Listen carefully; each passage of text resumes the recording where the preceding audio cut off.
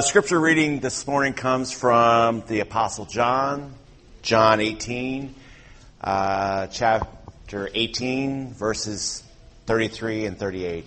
It is wonderful to be in the house of the Lord and being surrounded by a cloud of witnesses that can testify to the death, the burial, and the resurrection of Jesus Christ. And it is wonderful to be in a place where this is a refuge from all the troubles of this world, everything that's going on in our lives, that we can just take the time to focus on God's Word and to put away all the things that distract us, the news of the world, all the interpretations, how we get things misconstrued. And it's wonderful that we have a God that teaches us the truth. And our lives would be a lot better if we just focus on the truth. And this message comes from John 18:33 through 38. And then Pilate went back into the headquarters and summoned Jesus and said to him, "Are you the king of the Jews?" Which is found in each of the 4 books of the Bible, Matthew, Mark, Luke, and John. And Jesus answered, "Are you asking this on your own, or have others told you about me?" I'm not a Jew, am I?" Pilate replied. "Your own nation and the chief priest handed you over to me. What have you done?" "My kingdom is not of this world," said Jesus. "And if my kingdom were of this world, my servants would fight so that I would not be handed over to the Jews.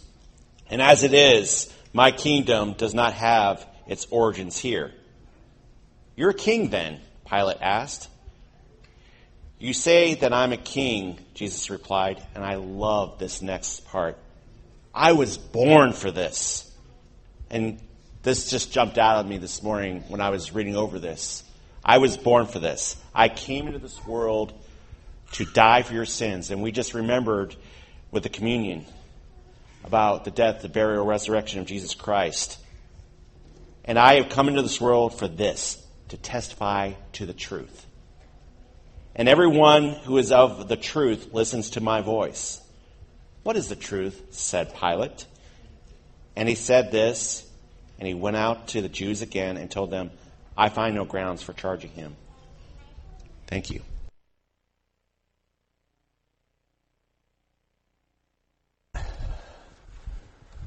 Thank you, John.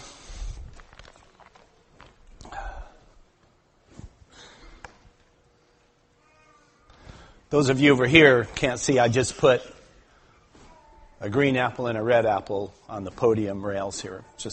But makes sense later on.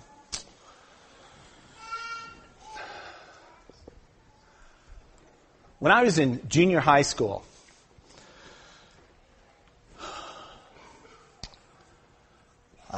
I was at my locker in between classes, and I was grabbing my books, and the books were in the back of the locker. My coat was in the front of the locker. And when I pulled my coat out, a pack of cigarettes fell out on the floor.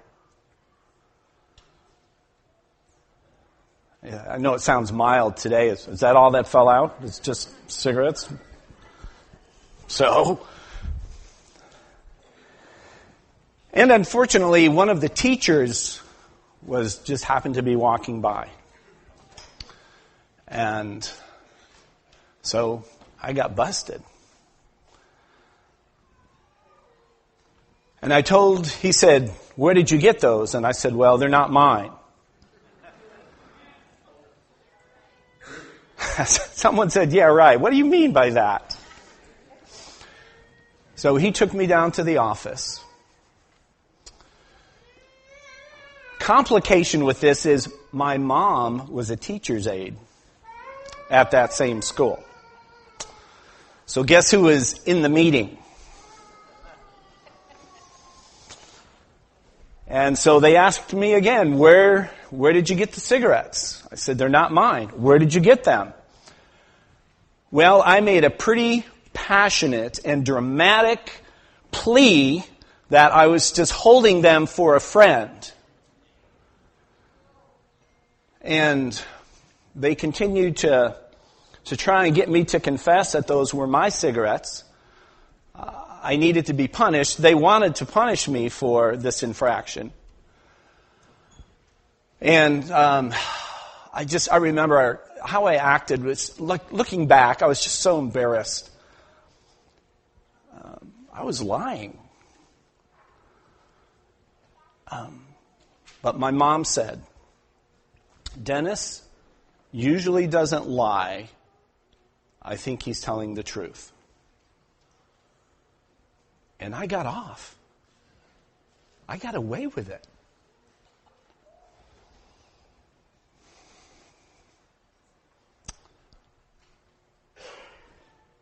The story is not so much about my mom, but some of perhaps the reasoning behind her willingness to listen and take my side has to do with her loyalty to me, how much she loved me. The fact that my life wasn't necessarily characterized by being deceptive. So she took my side. But I learned something very important that day. What did I learn that day? Deception works.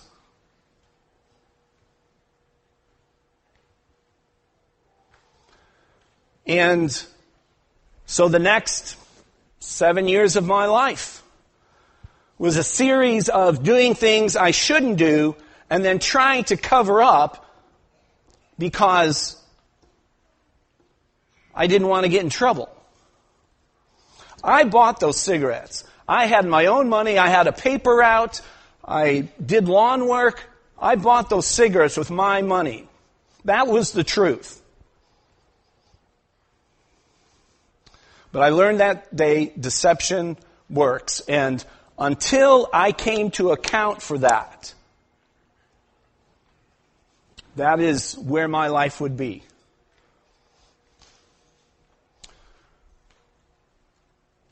I was not on the side of truth.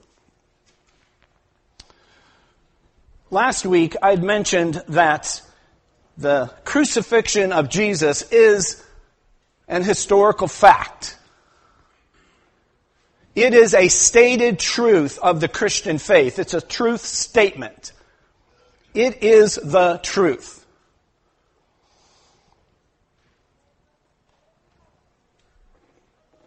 But it's something that a lot of people try to dispute. And how do they dispute it today? How does Satan dispute that truth? With deception. Why? Because deception works. Deception is powerful.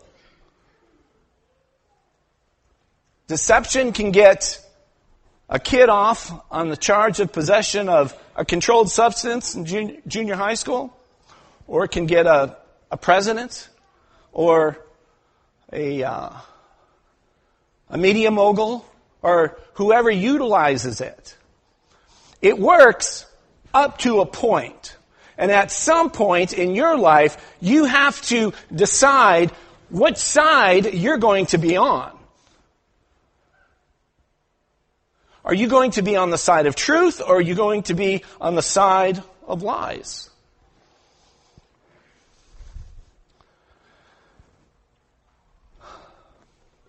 Why did Jesus come to the earth?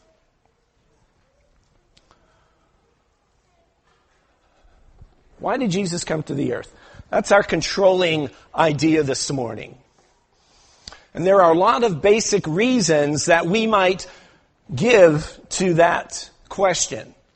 To seek and save the lost, to serve humanity, to glorify God, to give His life, to redeem the wandering, to demonstrate the love of God. You could probably add several things to that yourself, to that list of why Jesus came to the earth. These are all true. But as Jesus interacted with Pilate, he gave him a different sort of answer. And that's what John read for us in John chapter 18. John is your favorite book, John? Or 1 John? 2 John? John 18, verse 33.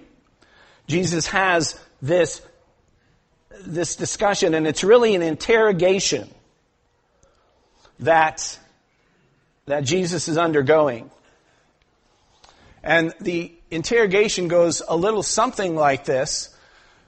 Pilate asks him the question, "Are you the king of Israel?" But I wonder if it was more like something like this. He's heard about Jesus. But how are you the king of Israel? How is this true? How you don't have an army?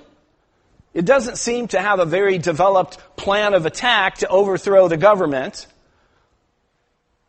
You've never committed a violent act for your life except for turning over the tables and in the temple, and that was a little unexpected, but that's it.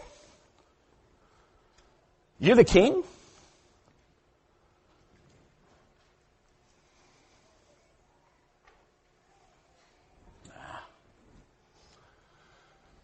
As the interrogation moves on, you can see that Pilate is just trying to get some facts. He's just wondering, what is this all about? From what I know about you and what I have seen and what I've heard, this doesn't seem like the actions of a king. What have you done? What did you do to make these people mad? What did you do? And at this point, Jesus creates a separation between himself and the Jews. He says, are you asking this on your own, or have others told you about me? And Pilate says, I am not a Jew, am I? It's like, I don't care. It's your people, your own nation, your chief priests that turned you over.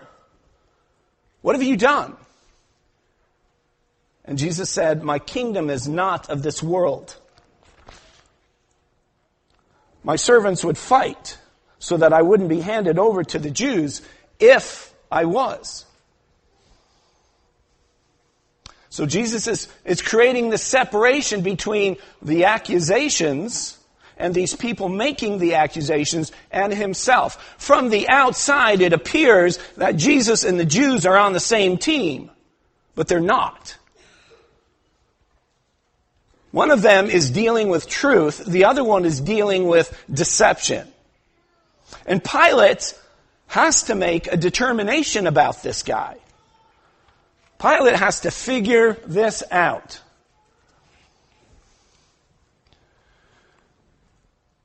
So,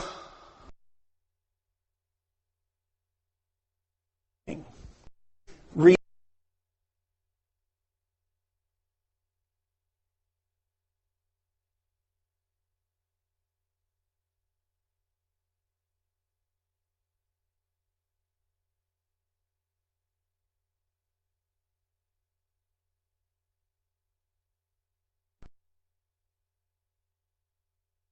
the lighter in my pocket. If they would have taken a breath analyzation, they would have found I've got tobacco on my breath. I was guilty. I was not on the side of truth. Jesus is making that separation between the accusation of the Jews and what he's all about. He is not about the deception. He is about the truth. And that's an important statement about why Jesus came. As John highlighted, I was born for this, and I have come into the world to testify to the truth. Everyone who is of the truth listens to my voice.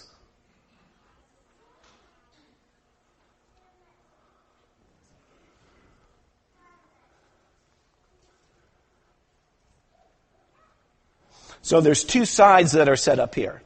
And Pilate really has to make a decision based on the best evidence he can determine from this questioning, from the charges that are being made.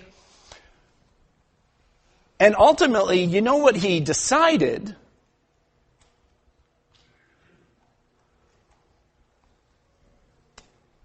But there was some intermediate stuff within there that reflected the truth. He asks the question, what is truth? I don't think he asked this as a truth seeker. He was probably a skeptic. He was probably like the people of his time, the people of our time, when it comes to talking about stuff like this. And the fact that sometimes the world can be a rotten place. And if someone comes and tells you, there's truth and then there's deception, what is truth? And especially since Pilate is thinking Jesus is just part of the Jews, then he's got to do some hashing out. He's got to figure out what it is that's going on.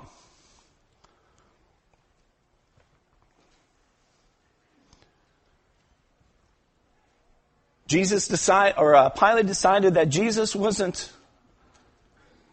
guilty of sedition. He wasn't guilty of trying to overthrow the Roman government. He's not sure what he's guilty of because Pilate is not on the side of truth. Pilate is still on the side of deception. So he's trying to figure this out, but what he does know is that Jesus isn't a threat in a political sense to the Roman government. Now, of course, we know that Jesus really was a threat. Jesus is a threat to all powers because he's the ultimate power.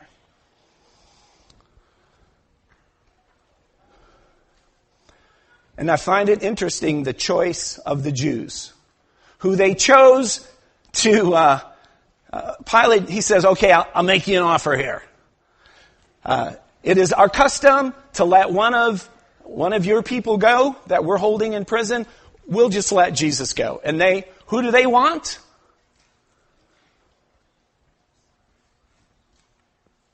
So it kind of tells you what side they're on. Why did they choose Barabbas? It kind of fit with how they understood life to be.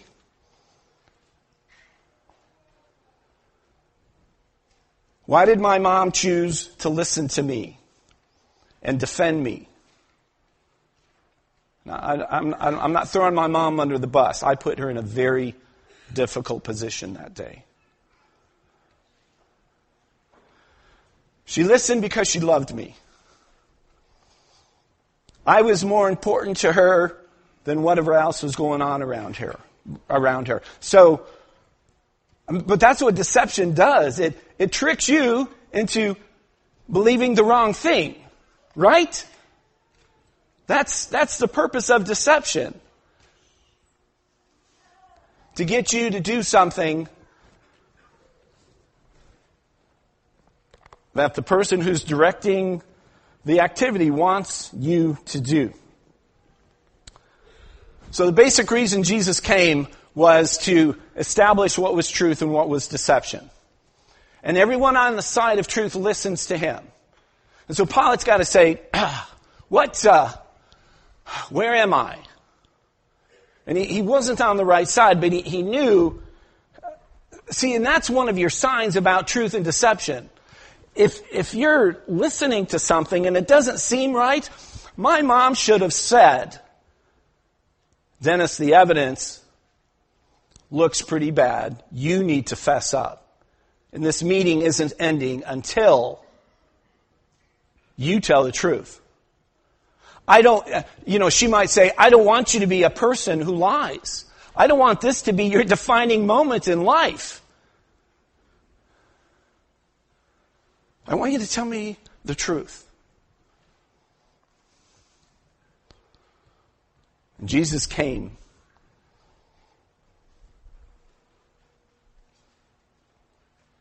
to establish the truth.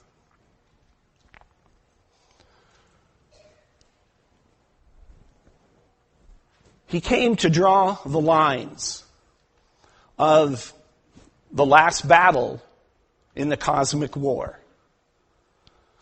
I love this graphic. There's a lot of detail to it. But it kind of puts this battle that does exist in our world into a context. Truth is reality. The lie is illusion.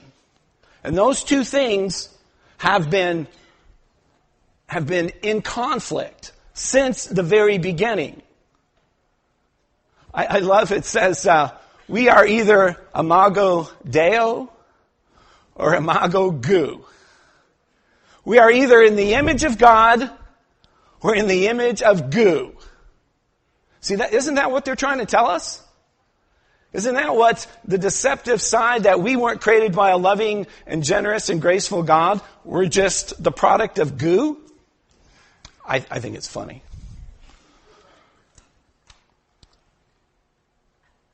Dualism is understanding that there is good and evil. Fallen has to do with the fact that we know that we've made mistakes. You know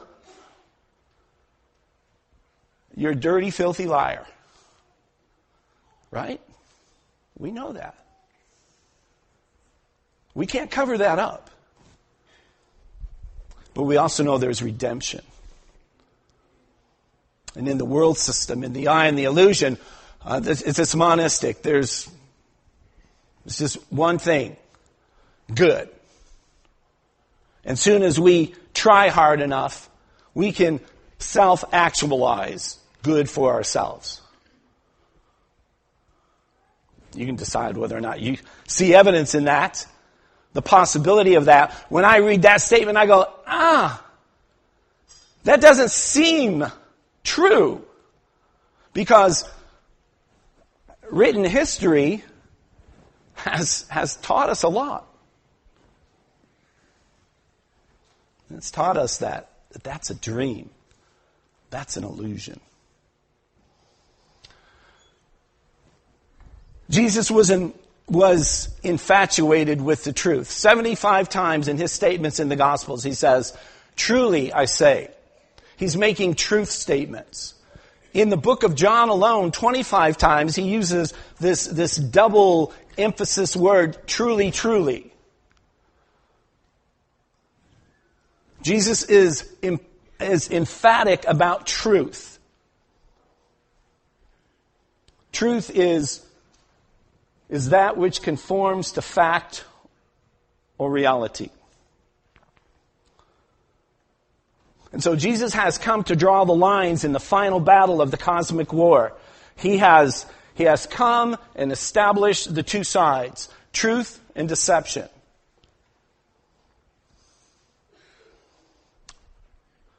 What is right, what is wrong. It is a war that goes back to the beginning, Genesis chapter 3, verses 1 through 6, when you see that Eve had information. She and Adam, they both had information. And what got them to act differently from the information that they possessed? It was deception. It was deception. And it should have been obvious. Some of it was an outright lie. But what Satan did was he took the deception and packaged it in such a way that made it look good. It made it look as if God was holding something back from people.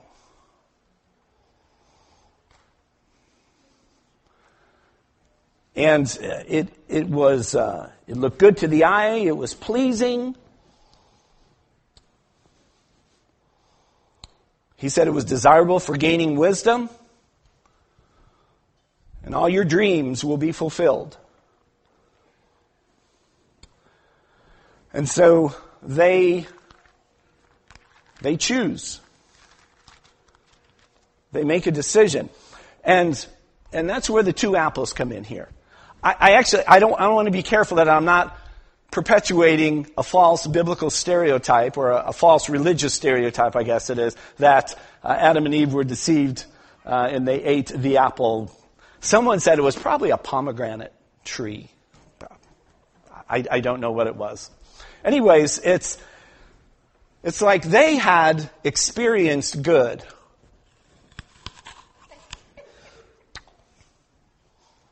They lived in the garden with everything they needed, everything provided. They lived according to reality. They lived according to truth. And it was good. It was good. But then, Satan says, here's an option.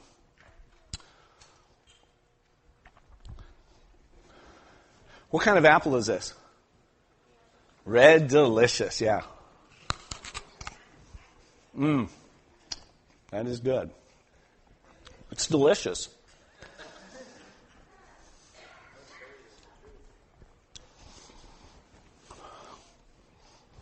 Verse 7 of Genesis chapter 3 says, "Then the eyes of both of them were opened, and they knew they were naked. So they sewed fig leaves together and made loincloths for themselves." There's so much there. There's so much in that little statement. See, now they were in a position where they tasted both. And both had their benefits. Both were good. Yet they're fighting against that which is already within them. So they know running around naked is not a good thing. And so they make clothes. See, they're fighting now. They're fighting the lie. They have a reality, but now they're dealing with this too. And that's what it means by knowing good and evil. So what it says at the end of the chapter, God removes from us at this point the ability for immortality. He takes away from us the tree of life.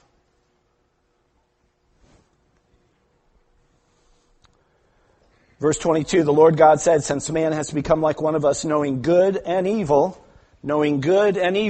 he must not reach out and take from the tree of life and eat and live forever."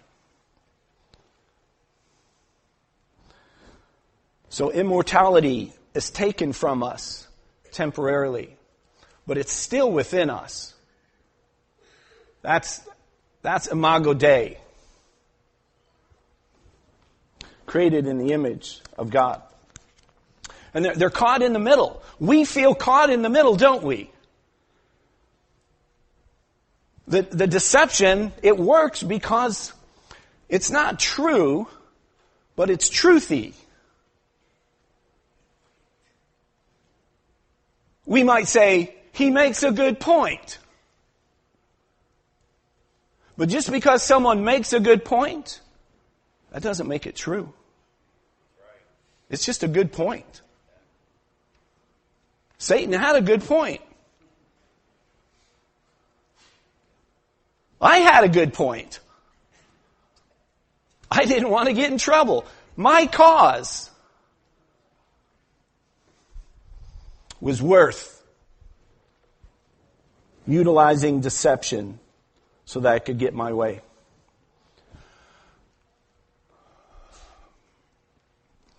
We need to realize the power of deception in our world. This little blitz through several passages. Paul says, "Once I was alive apart from the law, but when the commandment came, sin sprang to life and I died." See, that's basically what happened to Adam and Eve. They knew what was good. They knew what was right. And then they violated what they knew to be right. The commandment that was meant for life resulted in death for me. For sin, seizing an opportunity through the commandment, deceived me, and through it killed me. Paul's just talking straight. Deception, sin, death.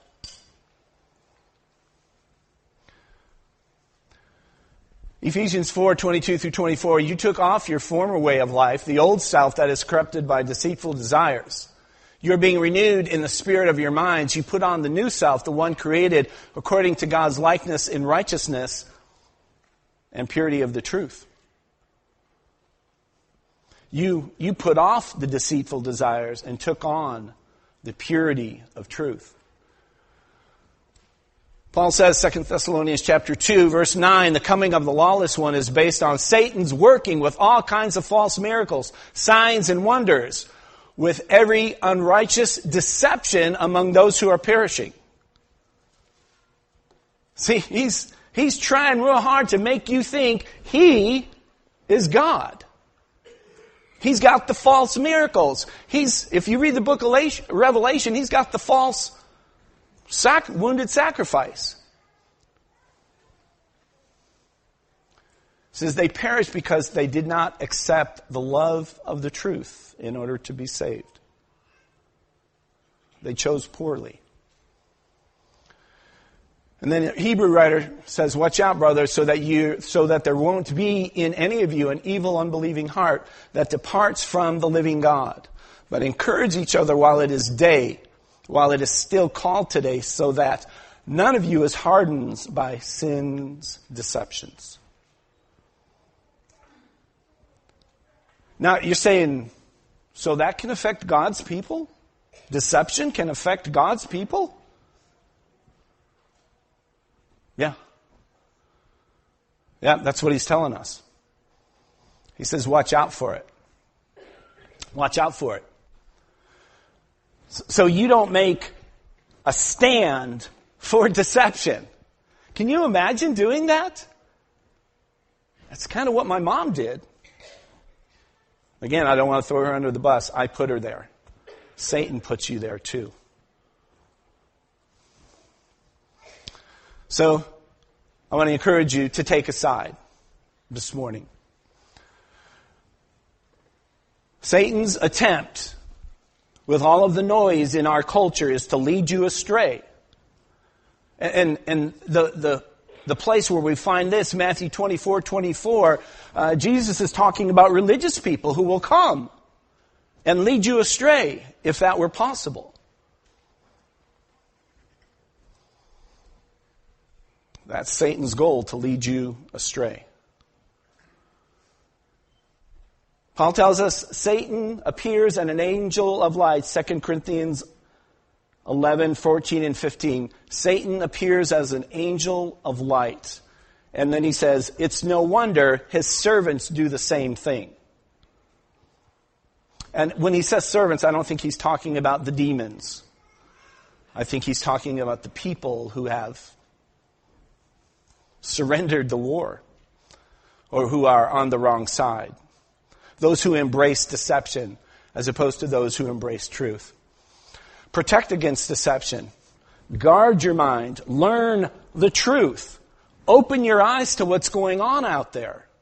And realize that you're just not protecting yourself. You're protecting what you are responsible for. You're protecting your family. You're protecting those who are close to you. You're protecting the church.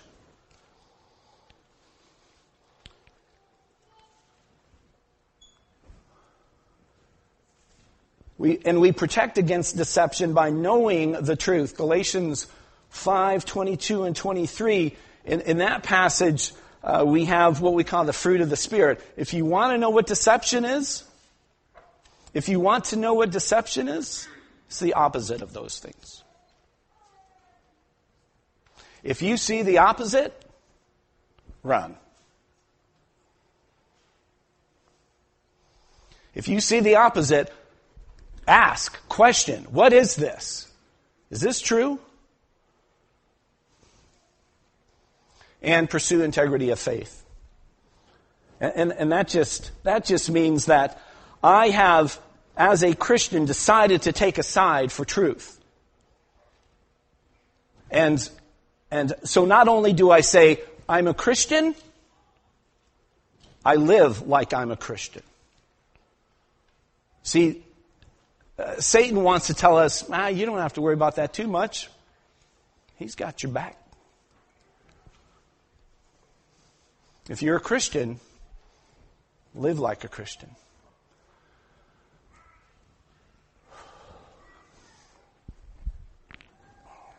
Jesus modeled these things, and the church teaches these things.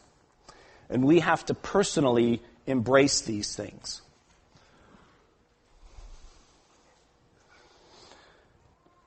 And Jesus makes an interesting statement that I think that puts things, the way he says that, puts things into a perspective. When I became a Christian, I decided that I was finished living on the side of deception. That's why I did that. That's why I took that step. I believe that is...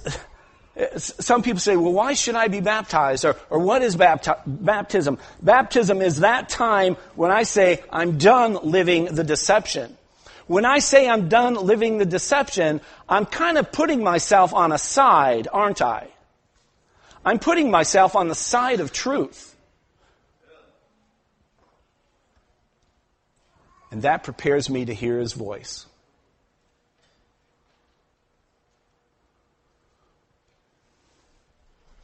There are people around us who are fed up with the deception. They don't understand why. They're confused. They want to be on the side of truth, but they don't know the way. And that's our job. When we take a side, we're taking a side in the battle. Now, I said Jesus drew the battle lines for us. We're side of truth or the side of deception. But Jesus won the war. And that is the cool thing about all this, is we know where this is going. We know where this is going. We know how this story ends. And so this morning I want you to be strong in your faith about that. I want you to realize that the deception is there to get you off track, but since you know how it ends, you have lots of good reasons to dig in and stand firm. This morning, if you're convicted to respond during this next few minutes, our elders will be in the ends of the rows in the auditorium, the different places in the auditorium, to pray with us. Maybe you're ready to take a side, to take a stand this morning. To be baptized into Christ and to say, this is where I am, to find a solution for the deception. To find a solution for the consequences because you followed the deception.